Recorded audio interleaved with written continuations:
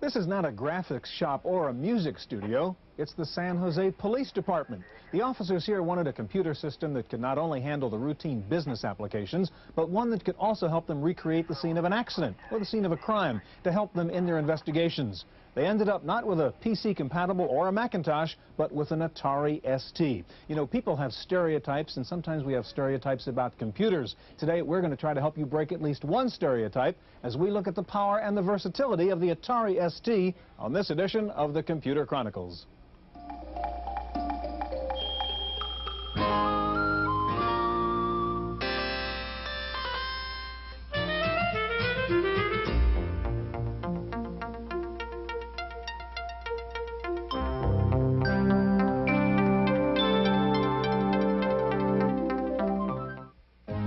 Computer Chronicles is made possible in part by McGraw-Hill, publishers of Byte magazine, and VIX, the Byte Information Exchange.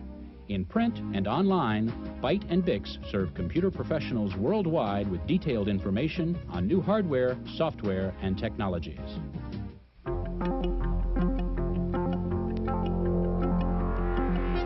Welcome to the Computer Chronicles. I'm Stuart Chaffee, and this is Gary Kildall. And Gary, what we have here is no ordinary flight simulator. This particular input device is the actual remote radio controller you use to run these radio-controlled model airplanes and helicopters. So before you go out and crash your $2,000 model, you can do the identical moves to run the same plane here on the screen. You know, I crashed one of his little helicopters a couple of years ago, so I think I'm a good customer for this product. $199. It's called Aero Chopper, Gary. It's cheaper. The interesting thing is this takes a lot of horsepower to run this kind of simulation. It was written first for an Atari ST. The question I have for you, though, has to do with the Atari we saw at the very beginning of the program at the San Jose Police Department. That Atari was set up to read not only Atari software, but it could read Mac discs, MS-DOS discs. Is it possible to be able to buy a nice low-cost machine like the Atari and run any software? Well, I think it's a good idea in principle, of course, but even though this is a 68K processor in here, it's not a Mac, and so there's going to be some hardware considerations that some of the software is going to expect. And so we can't expect that all software is going to run. It also depends on the kind of simulation you're doing, whether it's a coprocessor, which means it's going to run at high speed, or whether it's a software emulation where each instruction is interpreted. That could be 4 or 5 times slower than the real thing. The Atari ST has an advantage. The diskettes themselves, however, are IBM compatible in the sense that the data format's the same. Thanks to DRI's GEM system. Gary, we're going to focus on the Atari ST today. We'll see some new applications for it, paint programs, high-end desktop publishing, CAD applications, and we'll see how the ST can run Mac software. Now, when you talk about the Atari ST, of course, you have to talk about music. We begin by visiting a college where you can get a degree in music engineering thanks to the Atari ST. You can look at maybe some other kinds of fills we can use, like the string pads, definitely. While the personal computer has become a favorite tool of the business world, its talents extend well beyond dreary spreadsheets and color-coded pie charts. With a little additional hardware, it's also becoming a tool of choice for artists, musicians, and composers. At Cogswell College, a technical school about 40 miles south of San Francisco, students are using the Atari ST to learn a new way to compose and perform music, with the help of a hardware interface called MIDI, or Musical Instrument Digital Interface. The most important features that MIDI brings is it allows you to record just the performance separate of sounds. So I can record a performance and then decide after the fact, would I want that to be a flute? Would I want that to be a violin? Another thing that MIDI makes it possible to do is wholesale editing. You can just go in and take whole blocks of material and move it around and reposition it in different kinds of ways. The musical studio at Cogswell has stacks of familiar hardware, such as electronic keyboards and synthesizers. But the musical output is composed through the software, which assembles and modifies the different tracks. Cogswell uses a software package called Notator from DigiDesign to create and edit the musical scores in real time. The program permits changes in key, tempo, or instrument to be inserted and played back immediately, and the user can choose between a variety of real-time data displays. Cogswell also uses MasterTracks Pro from Passport Designs, a sequencer that provides 64 multi-channel recording tracks and familiar-looking tape recorder-type controls. To a composer with a traditional education, the electronics might seem overwhelming. But the school's instructor doesn't see that as a problem. We aren't throwing musical theory out the window. We're using music theory. We're employing these things as tools. The business, I think, is a lot like the computers were about 5 years ago. This is a new program, and education's scrambling to keep up with technology.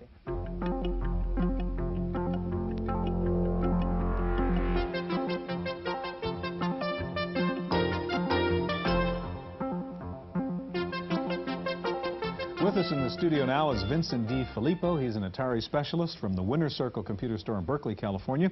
And sitting next to Vincent, Jim Kent, the author of Cyberpaint. Gary? Jim, I think everybody likes the philosophy of Commodore and Atari as far as pricing. You get a lot of computing bang for your buck. What else is it about the Atari that led you to choose that as a platform for your Cyberpaint program? There were two main things. The 68,000 processor, so I didn't have to deal with strange memory segmentations. And it's color. Okay. Yeah. And so color is important. Okay. And as far as Cyberpaint, what does Cyberpaint do? Cyberpaint is a program useful for animation, video sort of work. It's basically a paint program that lets you paint over lots and lots of frames, and with some special effects on top of that. Okay, and we're going to take a look at that. Yeah, show us what you can do with Cyberpaint. I should explain here real quickly. Yes. We have two Ataris here. We don't need all this equipment to run Cyberpaint. Right. It's two separate systems for what's going to come up later. Go ahead, Jim. Okay, first I'd just like to show you something someone's done with it. This is animation some people did in France. That's pretty spectacular. Sort of a robot monster coming out from under the sea, huh? Yeah. It walks behind the branch there, too. Yeah. Here are your titles coming in. That's a real popular use of Cyberpaint, titling. So this might be like a movie opening or something like that? Yes. Yeah. Great. So here you've seen it. These are your basic Cyberpaint controls. It's a little bit like a VCR. You can go pop to the first frame, pop to the last. You can go backwards fast, forwards fast, or what's really fun is you can just sort of wiggle this guy and control it directly. That shows you the frame number there at the bottom. Yes, it does. It's our famous number on the knob slider. So anyway, it's basically a paint system. Let me do a little bit of painting with it. Get a pretty big brush. Make sure I'm in draw, yes. And let's see, let's add some waves to the water. So you're really silly. That's all right. So you're doing some real-time work here. Yeah. And you're going to give us a little oil spill there, is that it? Hopefully not. Okay. So the red showed you the last frame then? Yes. So you can kind of use that as a basis for your... Okay, so that's your reference point. You're laying on frame after frame. And of course it would take a while to do 151 frames. Right. But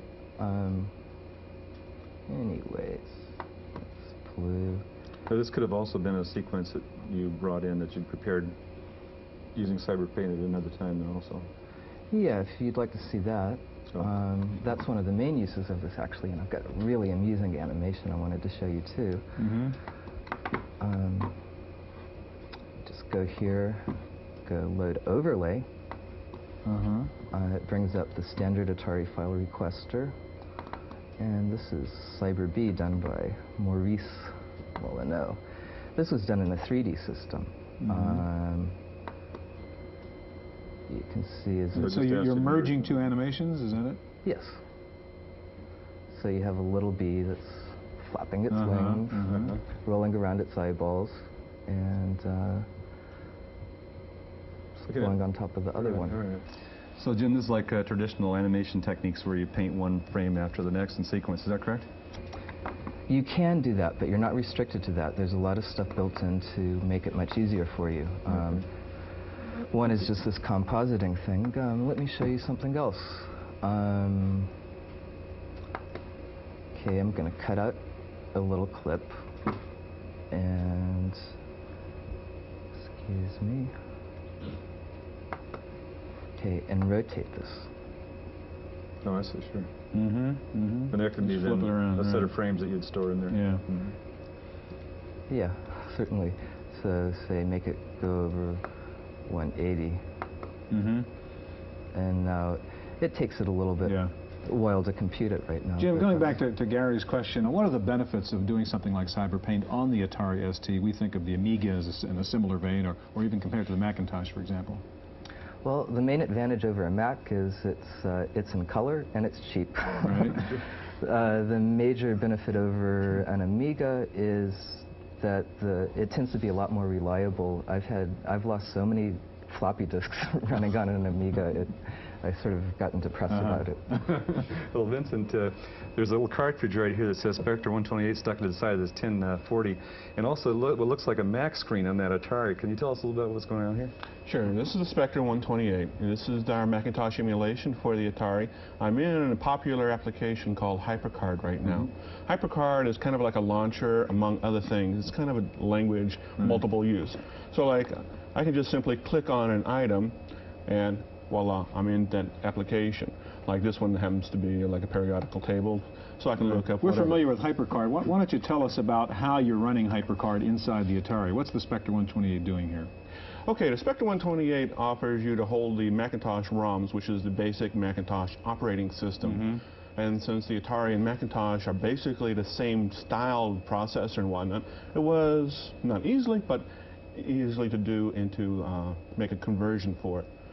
And since the Atari had the cartridge port, that's what they used to bring the Macintosh ROMs to the Atari operating system. Are there any restrictions on the use? I mean, some programs don't run, or? Yes. The programs that tend to run are what are called well-behaved programs, the ones that go through the toolbox. Ones that will not run are usually like games or something like that, where the authors try to go to the hardware to try to get faster screens or better sound, something like that. Those kind of programs will not run. When you talk about emulation, too, how's the performance of something like HyperCard running on the Atari compared to running it on the Mac in the first place? How about 20% faster? Really? Yes. And why? Atari is a faster processor than the Mac Plus. Well, the price is a lot better, too. Now, are there any problems with copyrights and so forth? We all know that Apple's very careful about releasing these things. Do you have any problems with that? No, because we're actually using actual Mac products. We're not cloning them or copying them or anything like this. There are actual Mac ROMs in the Spectre cartridge. Okay. Is there a product out that can do the same thing with the MS-DOS software on the Atari? Yes, there is. There's a program called PC Ditto. They're coming out with a hardware version to even actually bring it running up at IBM speeds. Okay, in that case, it is a software emulation currently. Currently, it's a software emulation. And how's the performance of that? The performance on PC Ditto currently right now is like running a 1 megahertz IBM. I mean, you can sleep between some things. 4 times slower than the earliest PCs. That's right. Okay. Well, gentlemen, thank you very much. There's a very interesting research project going on at the Steinhardt Aquarium in San Francisco, trying to get dolphins and human beings to communicate. And the computer system they're using to support that experiment is an Atari ST. Wendy Woods has a report. 2 dolphins named Thetis and Amphi and 3 seals, Reno, Geraldine, and Missy, have for the last 3 years been able to communicate with researchers with the help of a computer.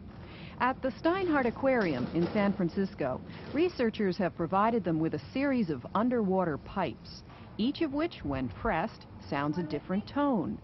Each tone represents a different object. Fish is the most popular, but they can also request a ball, a ring, hands-on petting, or a spray of water. An Atari ST computer perched in a hut built above the aquarium records every key the animals press and the exact time the request is made. The researchers call this environmental enhancement, or a way of improving life for those stuck in the proverbial pool. But more than just entertain the animals, the Atari ST is gathering important data.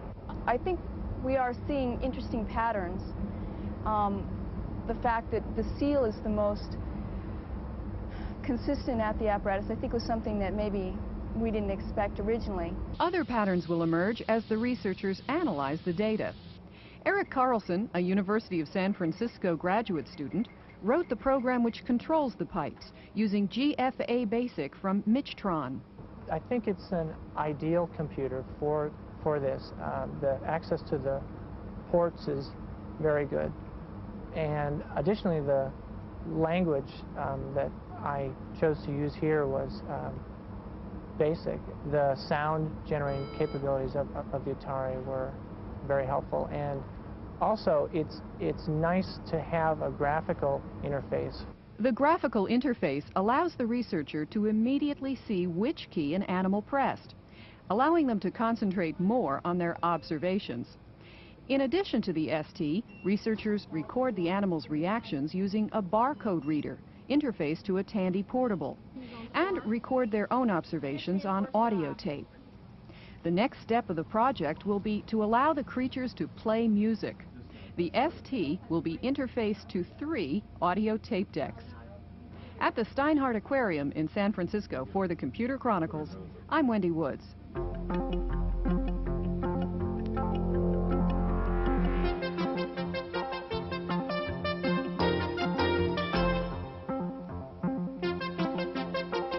With us in the studio now is Nathan Peteshin. He's president of ISD Marketing in Toronto. And sitting next to Nathan, Andrew Reese, editor of Start magazine. Stuart, it seems like whenever anybody says Atari, they think of the game machine, but we've got a stack even the paint stuff. Yeah, exactly, the paint program. Over here we've got a stack of machines that certainly isn't the standard Atari setup. Andrew, could you tell us a little bit about what this hardware configuration is? We have a laser printer and so forth. Certainly. This is all Atari hardware except for the monitor, Viking monitor. What we have is a Mega 4, ST4, 4 megabytes of memory, 68,000 processor. Under it is a 30 meg hard drive, Megafile 30. This is the SLM 804 printer from Atari, and in between is the interface board. Now, what would the hardware configuration cost for something like this? Excluding the monitor, it's $39.95. Which would be less than you might pay for just a laser at a printer, huh? That's right. That's right. Now, Andrew, tell us a little bit about Dynacad, your product. Dynacad is a product of ISD, and that's, again, Nathan's company. It's a professional solution on the Atari, and it is as good as any CAD program I've ever seen. Well, let's take a look at it. Well, you have the choices of the GEM drop-down menus. There are keyboard equivalents, plus there's a very nice set of nested icon menus. Right now we have a frame up with a grid. You can see the dot pattern. That's the grid set at quarter-inch intervals. Let's just, first of all, zoom in on a portion of it by zoom window. Let's just grab a corner of the screen. And I can see the dot pattern is larger. Now I'll go to, I'm on the insert menu, and we'll just put in a box, somewhere around there.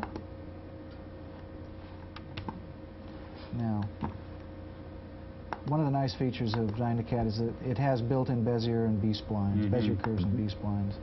So what we can do now is add tabs to this box, as if we were going to be doing a mounting plate. First of all, it has entity snap, which means you can choose an entity. At this point, we're choosing to place a point at the end. Now we'll go to the location, and we can put, you can see the rubber band line. Yeah.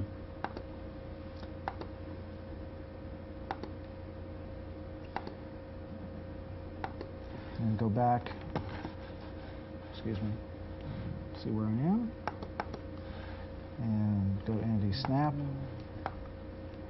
Now with a right click, yeah, we have our tabs. How would Dynacad compare, say, to AutoCAD? Most people are familiar with as a kind of standard CAD package. It is faster, and it has a much better interface.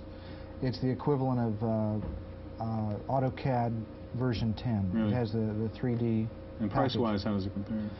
This package is $795, $695, excuse me. Yeah. Do you have any opposition to the sale because of Atari, the brand name Atari, or people look at the equipment and say, well, it's doing the job? So there's always that, but the price comparison makes this much the better. Yeah. And how about reliability? Now, I've owned an Atari 520 myself that I've improved to 2.5 meg, and I've had it for 2 years, and I have never had any downtime, except when I burned out my sound chip, and I did that myself. Okay. Can I ask you to kind of get out of Dynacad right now? We want to take a look at Calamus, which is the other Atari program which Nathan's company has. And while we do that, Nathan, tell us a bit about Calamus, which is desktop publishing, right? Yes. Calamus was our entry into professional desktop publishing based on the Atari platform. You should have grabbed the mouse there and put it on your right-handed side. I'm just going to load it up now. Yeah, go ahead. Okay. This was intended as a professional level entry. It has something over 350 separate features, and it works quite well. different icons, again, nested icons. In the top right-hand corner is a help area that indicates exactly what I'm pointing at, rotated text, group frames, etc. If I go in and I open a frame, one of the better features of Calamus is it has its own built-in text editor. I can type in anything that I want fairly quickly and easily, and you can see it in the editor. As you see, I can even see my mistakes if I make any. If I double-click on the style, I can very easily change the point size and send it back in there to something that we can see. Okay, going in, it's fairly simple. Highlight, change it, center the text, anything like that. Can create, I haven't loaded in other fonts, but it's very simple to go in and load a font. Takes literally seconds. Okay, I can go and say highlight COM, go into our font preview, and you can see it gives you a good representation of the font itself, and change the point size to, let's say, 70 for this, not 710. It goes up to 999. And as simple as that, I've changed it, and you can see the representation on the screen. If I go in this quickly and easily, I can create a macro for that particular style. Let's just call it A, and we'll just save that style. You've got that macro. If I put the cursor here and hit Control A, I change the style of the following document. I created beforehand a little more sophisticated layout. It has 3 columns. It has headlines, vector graphic image, etc. Something that for a more professional application. And I want to bring it in so that I can show you exactly what it's capable of and how fast it prints on the Atari laser printer. Just going to bring up the print document. I think there's 12 frames in there, and we'll just send it over to the printer. It's going to take dramatically less time than it would with PostScript printers that we're used to. No, we notice that there's a graphic in the middle of this. Now, can you handle then both vector graphics and image? That's correct. Files? We handled pretty much every major picture format and vector graphic, Calamus' own, and vector graphic files, gem meta files, etc. Okay, and then also, I'm sorry. Go ahead, you're on a roll. In terms of the fonts, you're talking about fonts. How many different kinds of fonts do you have? Okay. We have our own fonts that we ship the package with. We have a couple of families available. We also have a font editor that has 6 more families with it, and these are all outline vector fonts, same technology as these. And as well, we signed a license agreement with Compy Graphics Corporation, and we originally had converted 31 of their font families as well. And your hard copy is already here, by the way. And that's what we're using. These are Compy Graphic fonts, and if I just hold that up to the screen, get the OK out of the way, you can see it's what you see is what you get. What I was going to ask you about the speed factor. Now, tell me, compare this to, say, using PostScript, using PageMaker, and so on. It's dramatically, because of the DMA output on the Atari laser printer, I believe it outputs at 9,600,000 bits per second through the DMA port. So there's really no comparison to the parallel or serial port that the printers have been using before. We have just about a minute left. Andy, this whole thing we've been seeing during this whole program is the power of the Atari package here and a lot of the software that's so competitive and yet so much less expensive. Is this going to turn around? Are people in the United States going to see the Atari the way they seem to see it in Europe? I think so. Part of the problem has been that Atari was short of DRAMs and directed what output they had to Europe. Also, 1989 as Atari's year, according to them, and they were going to make a major push into this market. And there's already been mass advertising and pricing bargains. On price, what's the price of Calamus? Calamus retails for $299. So again, on the Atari platform, as a professional solution, there's nothing that comes close in the market today. Gentlemen, thank you very much. That's our updated look at the Atari ST. We'll be back in just a minute with this week's computer news.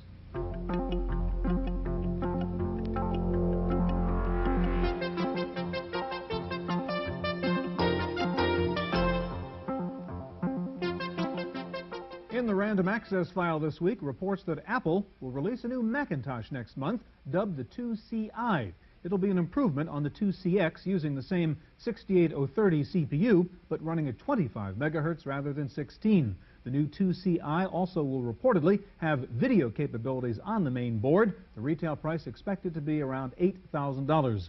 This is the week of the Macworld Expo in Boston, and word there is that the Mac laptop will be introduced next month.